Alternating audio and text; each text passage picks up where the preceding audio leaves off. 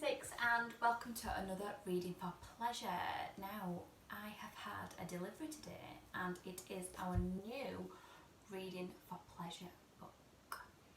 So this is called My Story of the Titanic and it is an Edwardian girl's diary from 1912. Now the blurb on the back, it says, Margaret Ann dreams of leaving the orphanage behind, and she can hardly believe her luck when she is chosen to accompany wealthy Mrs. Carstairs aboard the great Titanic. But when the passengers are awoken on a freezing night in April 1912, she finds herself caught up in an unimaginable nightmare. So, what's really quite interesting, this doesn't it? And you can see on the front there, she's actually got a life jacket on, like the ones that they'd actually would have worn in 1912 on the Titanic. And this is by Emily Emerson White. So it's set in London, England, 1912. Thursday the 28th of March 1912 at St Abernathy's Orphanage for Girls, Whitechapel, London, England. I feel rather a fool writing down my thoughts, but this evening Sister Catherine made the very firm suggestion that I start keeping a diary and handed me a brand new pad from the supply cupboard for that very purpose. She says that everything has changed for me now and I will be disappointed later if I do not keep a written record. Failing that, she assured me that she would be disappointed. In all honesty, I so prefer to guard my privacy that I do not think I would accept such a directive comment from anyone else. My fondness for her is such that it seems only proper to follow her advice. In any case, there is no question but that today was nothing if not eventful. One moment my life was mundane. Mere hours later, the whole world seemed new and different. It was mid-morning and I was in the midst of a clumsy declamation. Tiger, tiger, burning bright in the forests of the night, when I was summoned to Sister Mary Gregoria's office. I went with great uneasiness, as I had somewhat been unruly at breakfast, and would now almost certainly have to serve my penance in the form of chores. Margaret Ann, Sister Mary Gregoria said, her voice surely as loud as bells. She waved a piece of paper at me and then pointed at the chair where she wanted me to sit. I have been known to post a solemn note here and there in the common rooms, proposing peculiar new policies and scrawling a facsimile of Sister Mary Gregoria's signature below, but this sheet did not look familiar. It would be a shame to be punished for the offence of another, and yet, truth be told, probably not altogether undeserved. Then Sister Catherine bustled in, murmuring an apology for her tardiness. Obviously, she and I are close, so I sensed that whatever punishment I was getting this time would not be too severe. When I first came here some 5 years ago, I do not think I spoke at all for several months. It was a dark and unhappy time, and I rarely ate or slept through the night. I was assigned as my regular task to assist Sister Catherine in the library. During those early days, I felt shy around the jolly stout woman in the sweeping black habit, but soon I grew to depend on her kindness. When I felt most alone, she would always be there with a smile, a book she thought I might enjoy, and a hot cup of sweet milky tea. Now, that small book-cluttered room is the only place in the world that feels like home to me. Sister Catherine is very wise and has guided my studies far beyond my basic classwork, with the hope that I might even attend university one day. Other than my brother William, I believe she's my favourite person. Margaret Ann, Sister Mary Gregoria said again, once Sister Catherine had settled herself upon a flimsy wooden chair, I am told that it is your wish to go into service. I want to do no such thing, but neither do I fancy ending up back in the alleyways of Whitechapel, or even worse, in a workhouse, so I nodded in a grave manner. William had been trying to save enough money to secure my passage to America for nigh on 2 years now. If I were also able to work, I could help with my fair share. William is the only family I have in the world, and I am eager to join him over there. Should you like to be a companion, Margaret Ann? Sister Mary Gregoria asked. Since I was not sure what she meant, I did not know how to respond. This will give you so many more opportunities, Sister Catherine said, her face bright with happiness. It is exactly what I would have wished for you, Margaret. I knew that she would only tell me the truth, so I nodded. Then I turned to look at Sister Mary Gregoria and presented her with a very large smile. "I should love to be a companion," I said. And so it was that I set forth to the city that afternoon, with Sister Catherine as my chaperone. The hour grows late and I am tired, so I think I will tell of our city adventure in the morning. Friday the 29th of March 1912, St Abernathy's Orphanage for Girls, Whitechapel. None of the sisters felt I ought to be wandering about the streets myself, which was why Sister Catherine was to accompany me. There was great concern about what I should wear on our jaunt to the city, since they wanted very much for me to make a good impression. As a rule, the sisters' only concern is that our clothing is clean. We wear very plain, simple dresses and do our best to keep them in good condition. Some of the merchants in Petticoat Lane donate their cast-offs to the orphanage, but they are, of course, not top-quality garments. In the end, it was decided that I would wear a dark blue frock which once belonged to one of the older girls. Sister Celeste arranged my hair neatly, and I used a soft cloth to rub a bit of shine into my button boots. Perhaps it goes without saying that Sister Catherine wore her habit. I was eager to take the underground, since I have scarcely ever travelled that way, but instead we rode in a motor bus to Piccadilly Circus. Sister Catherine was strangely nervous and silent, so I spent my time staring out of the window. When I was very small, Mummy and Father would take us to the city once in a great while. I remember a picnic in Regent's Park, and another day when we stood and stared at Buckingham Palace with great admiration. Piccadilly was crowded with enticing food stalls, street performers and other lovely sights. I was very hungry, and the vendors' cries of "hot meat pies" and "taters all hot" made my stomach rumble. Many a man passing by raised his hat to Sister Catherine and murmured, "Afternoon, sister," before continuing on his way. Sister Catherine was very concerned that we would lose our way, and she stopped to ask a bobby for directions. I knew only that we were going to a fine hotel in Mayfair to meet a rich American lady for tea. We walked along several streets, turning right and left and right again. I wanted to tarry on Savile Row to scrutinise the windows of his exclusive clothes shops, but Sister Catherine felt that we had no time to linger. As we walked vigorously, I enjoyed watching the fine ladies and gentlemen strolling about with pretty parasols and mahogany walking sticks. The ladies wore the most astonishing hats.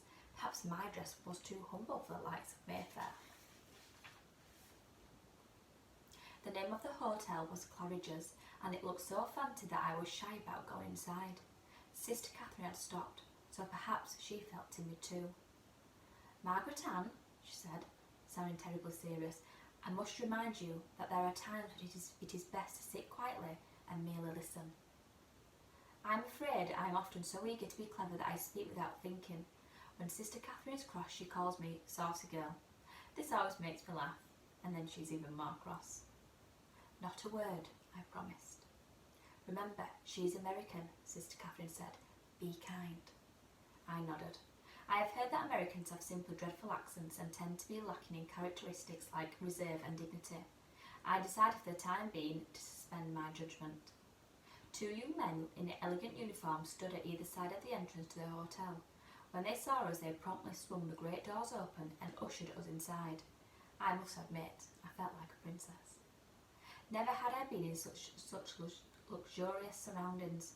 The floors were of marble, so shiny I do believe I could see my own reflection in them.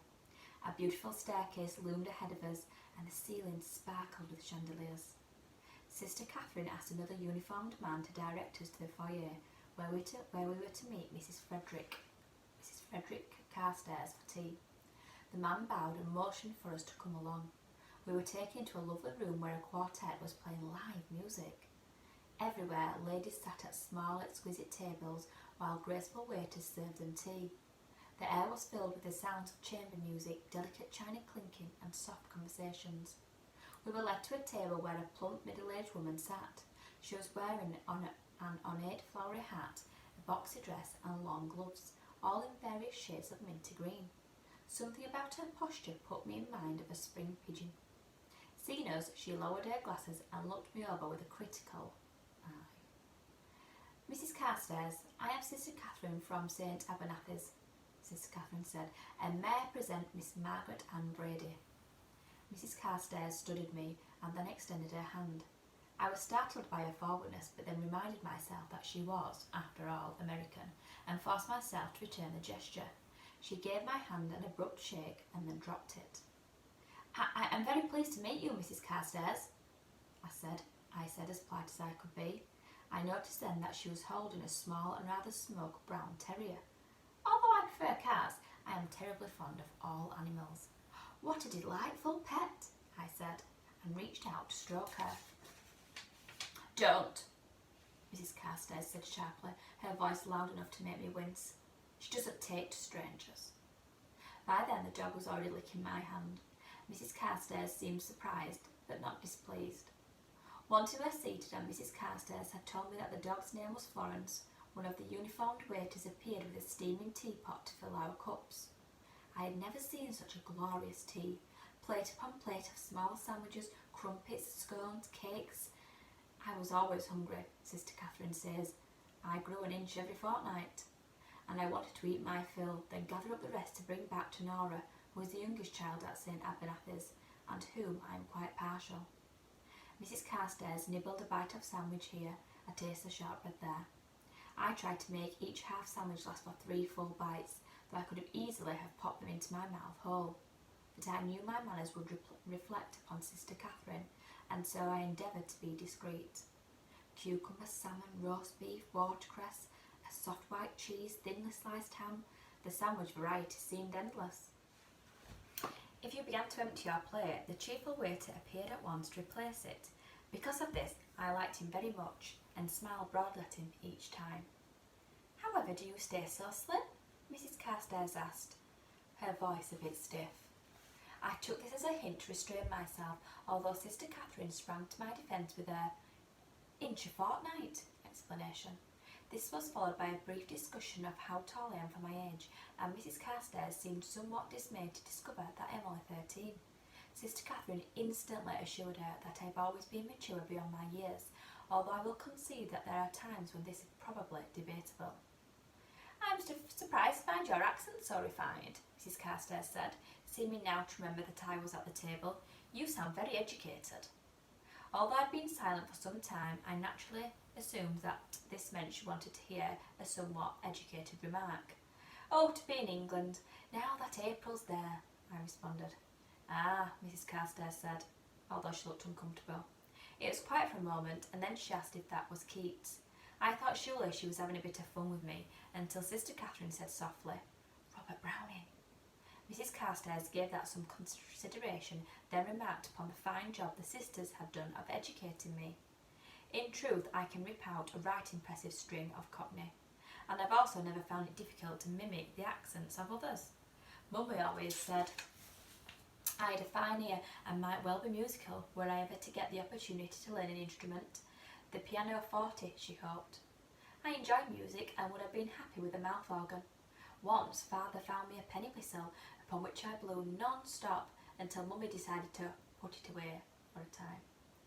Father had a beautiful light brogue, and often when we spoke I would lapse into my own. This gave him no end of amusement, and I hope pleasure. He was very proud of his roots at County Cork in Ireland, to be sure, and told me wonderful stories about the old country and the wondrous sights to be found there. Sister Eulalia, who grew up a very popular young lady in Kensington, has always been very strict about our pronunciation. H's, she says in sharpish tones. I want to hear your H's. Then one of my classmates will say something different, whereupon Sister Eulalia puts her head upon her desk. Often I cannot resist speaking to her in the broadest, most mangled Cockney imaginable. She tells me that I am very, very wicked, and then slaps a ruler across my knuckles to punctuate the scolding. This may not bode well for my future as a piano player. You have a very pleasant demeanour, Mrs. Carstairs said then, but I sense some mischief about you. I wanted to laugh, but knew that would only confirm her suspicions, so I lowered my head in a shy manner and quietly sipped some tea. I was still very hungry, but confined myself to a small piece of sponge cake. After a time, it was decided that I should take Florence for a short walk, while Sister Catherine and Mrs. Carstairs spoke privately.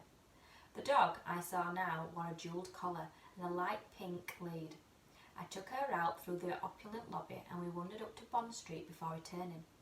Florence had a sprightly gait and seemed to enjoy barking at everyone and everything we passed. I cannot imagine why she, for example, found the gas lamps objectionable, but to her credit, she was a spirited animal, if foolishly small. When we returned to the foyer, Sister Catherine and Mrs. Carstairs were still speaking in low, serious voices. "Remarkably bright child," Sister Catherine was saying, "and very congenial." Given the charming tenor of the conversation, I was loath to interrupt. However, they stopped at once when they saw me. Upon entering the hotel, Florence had jumped up into my arms, where she was now lounging happily. Mrs. Carstairs looked at us and seemed to make up her mind. "Margaret Ann, would you like to go to America?" she asked. I wanted nothing more. "I should be delighted," I said. And we're going to leave it there for today's Reading for Pleasure, so we will carry on tomorrow and find out what happens a little bit more in the story. Okay, see you tomorrow.